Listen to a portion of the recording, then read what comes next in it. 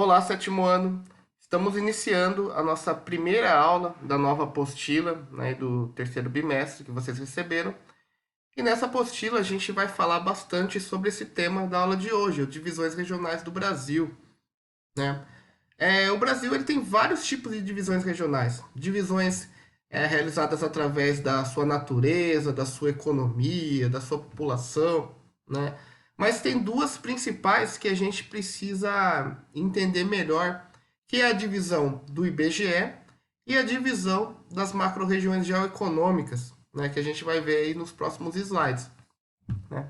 Então, essa divisão do Instituto Brasileiro de Geografia e Estatística, do IBGE, essa que vocês estão observando, é a divisão mais comum, é a divisão mais conhecida, que divide o nosso país em 5 grandes regiões: Norte, Nordeste, Centro-Oeste, Sudeste e Sul, né? Essa é a divisão que vai ser mais vista nos livros, nas pesquisas que vocês vão realizar, né? É a divisão do IBGE.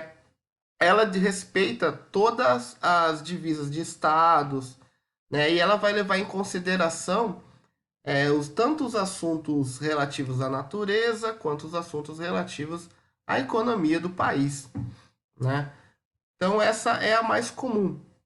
A outra divisão que a gente vai estudar também durante o sétimo ano é a divisão do Brasil segundo os complexos regionais, né? Ou também conhecido como macro-regiões geoeconômicas. Ela, diferente do IBGE, ela não divide o Brasil em 5 regiões, ela divide o Brasil em 3 regiões, né? Essa região aqui em verde é a região amazônica, essa mais clarinha aqui é o Nordeste e essa alaranjada Centro-Sul. Como vocês estão observando, diferente da divisão do IBGE, ela não necessariamente vai respeitar as divisas regionais aqui. Vou dar um exemplo para vocês. Olha aqui Minas Gerais. Minas Gerais, boa parte do seu território está inserido na região Centro-Sul. Só que a região norte de Minas Gerais, os vales lá do Jequitinhonha, do Mucuri, ele está inserido mais na lógica do Nordeste. Porque essa divisão regional ela leva em consideração a economia do Brasil, né? A região norte de Minas Gerais ela tem um viés econômico muito mais parecido com o semiárido nordestino, né? Uma região um pouco mais pobre economicamente, então ela está colocada no Nordeste e não na região Centro-Sul, que é uma região mais dinâmica, economicamente mais desenvolvida, né? Então essa regionalização é a regionalização que a gente vai trabalhar agora nessa primeira atividade, né? A divisão dos complexos regionais. E vamos falar um pouco mais de cada região aí. Centro-Sul. O Centro-Sul, na atualidade, é o núcleo econômico do país. Ele concentra a economia moderna, tanto no setor industrial como no setor agrícola, além de melhor estrutura de serviços. Neles também está a capital política do Brasil, né? Brasília. Então, a região Centro-Sul é a região mais desenvolvida economicamente, né, do Brasil. Ela tem a maior concentração das indústrias, da infraestrutura de portos, aeroportos, né? Está concentrada também o setor agrícola do Brasil, o setor agro. Então, é a região mais rica economicamente. Aí a próxima, o Nordeste. O Nordeste foi o polo econômico mais rico da América Portuguesa, com base na monocultura da cana-de-açúcar, usando trabalho escravo. Tornou-se, no século XX, uma região economicamente problemática, com forte excedente populacional. As migrações de nordestinos para outras regiões atestam essa situação de pobreza. Então, a região Nordeste do Brasil ela foi, durante o período colonial, a região mais rica, mais desenvolvida, por causa da monocultura da cana. A partir do momento do declínio da monocultura da cana, do início da cafeicultura no Sudeste, a região Nordeste ela foi se empobrecendo, né? E hoje ela é uma região que ainda tem uma desigualdade, né, com outras áreas do Brasil, né? Então é uma outra divisão regional de acordo com os complexos geoeconômicos aí. E a próxima região é a Amazônia.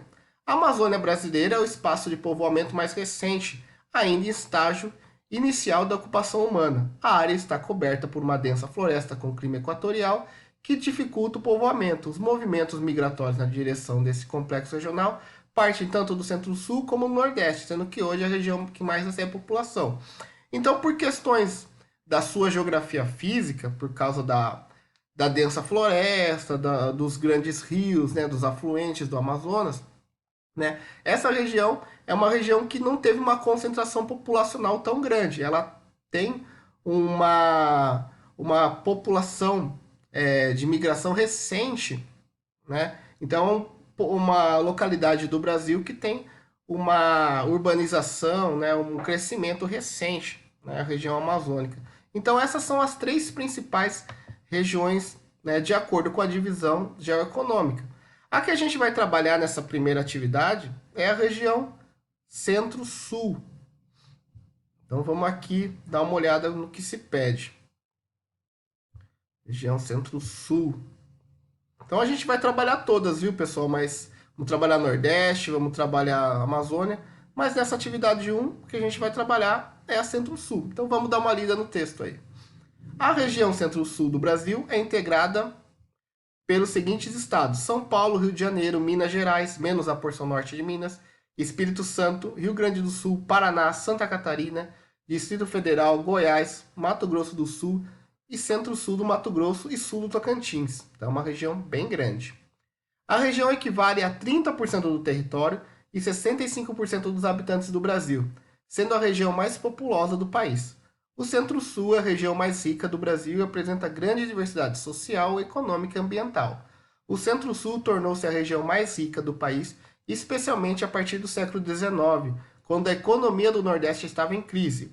Gradativamente, as exportações de café começaram a adensar o poder econômico e político em São Paulo, Minas Gerais e Rio de Janeiro. Logo, a região tornou-se polo de atração migratória para brasileiros de outras regiões, como nordestinos e imigrantes vindos de outros países.